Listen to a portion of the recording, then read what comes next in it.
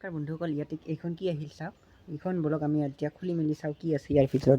প্ৰথমতে শ্ৰদ্ধাৰ শিল্পী ডক্টৰ ভূপেন হাজৰিকাৰ এখন ফটো, লগতে ডাঙৰকৈ লিখা আছে শতবৰ্ষত ভূপেন্দ্ৰ স্মৰণ। বলক এতিয়া আমি ভিতৰত চাওঁ কিনো আছে ইয়াৰ ভিতৰত। পেকেটটোৰ ভিতৰত এনেকৈ উলিয়াইছে এখন কিতাপ, লগতে এখনি কাগজখন ছাইড কৰি থৈছোঁ। এতিয়া কিতাপখন লিখিছে অনুৰাধা শৰ্মা পূজাৰীয়ে। কিতাপখনৰ নাম হৈছে ভাৰতৰত্ন ভূপেন হাজৰিকা, গীতৰ চিত্ৰকৰ সুৰৰ ভাস্কৰ। আৰু লগতে এটা আহিছে খাম, এনেকৈ খামটোৰ ভিতৰতনো কি আছে বলক চাওঁ। আৰু খামটোৰ ভিতৰত আছে এখন কাৰ্ডখন হৈছে এইখন। আৰু কাৰ্ডখনত লিখা আছে ওপৰত শুভ নৱবৰ্ষ 2026।